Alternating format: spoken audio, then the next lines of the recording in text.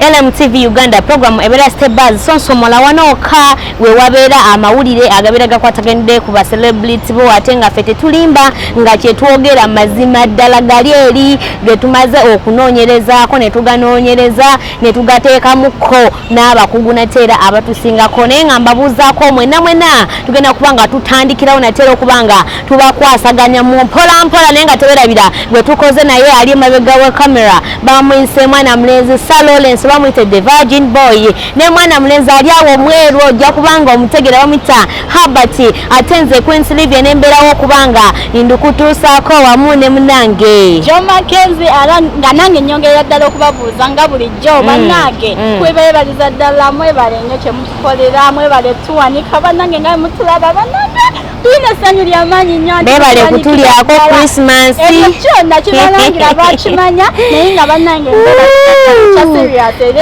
mu mutima nsiimira ddala mwebalire nnyo ddala naye nga bannange leero amawulire nga mangi ge tuyina mangi nnyo manyi we butawe bufiiridde eyo obusungu nga bungi abantu balina obusungu banyiivu abantu buli omu avuddeyo ng'agikomentingako abantu ab'enjawulo bangi nnyo ddala naye nga bw'okimanyi tetukola ki tetutuulira awo era tulina okubanoonya naye nga wetulabidde no Ronald Mayinja oyo omwami oyo Ronald Mayinja nga tewa people power agenda kwesimba nawo ono yayimba ebintu byazeemu oyo yennyini naye nga bannange munyiivu nnyo kristi eyo agamba bebekulu oyinza otya okugamba abantu n'otandika okomentinga ku baana zino zino nnungi gwe lwaki okikomentingako bate lwaki ezizo toziteekamu nti mbi lwaki buli kaseera awo nno nayinawo kapoyinti kituufu bebekulu zona zona bukyanga atandika kuyimba zonna ennyimba ze ennungi ye bwakimanyi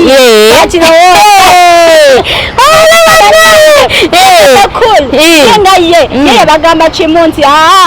enkozi eyange namwe musobola ogikola ki okola eyammwe naye nga ye Ronald Mayinja munyiivu nnyo era agamba nze neewuunya omuntu nga ogamba nti ennyimba z'oli mbi simanyi yeetaaga okwongeramu kasukaali n'oteekamu abantu be bannewe bati yagamba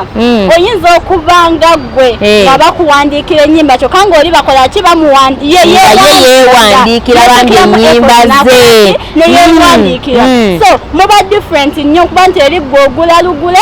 ne bakuwa otegeera naye ye alina okufumba obwongo buli kimu talina muntu otegeera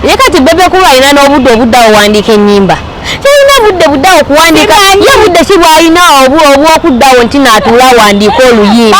obwo obudde tabulina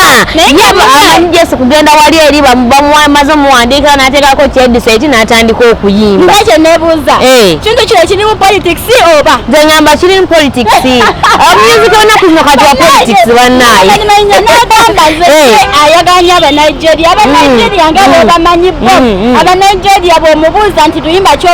olukusingidde mu Nigeria wano ani muyimbi asinga akugamba kimu Nigeria yo nnungi nnyingi ddala naye simanyi baboogera mu Luganda yogera olunigeria ye yeyogedde mu Nigeria lwaki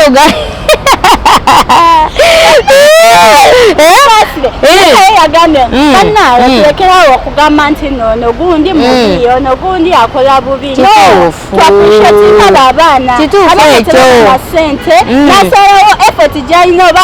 ekintu kyonna kyafunyemu n'alyoka akola oluyimba naye ng'ate bw'olujajinga oba toli bulungi oba todiscouraginga abapya ekyo abamala mbalirawe n'amaanyi amwana gyalemererwa okuyimba kubanga akyalisiye bebekulu okitegeera alemererwa okukola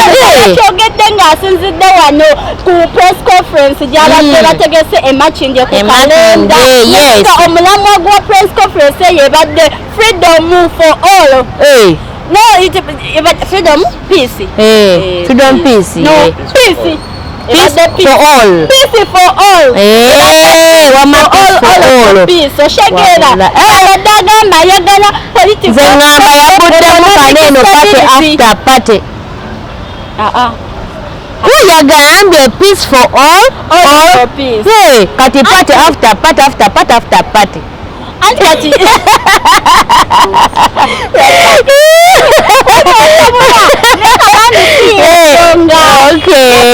agezaako ayagala political social and economic stability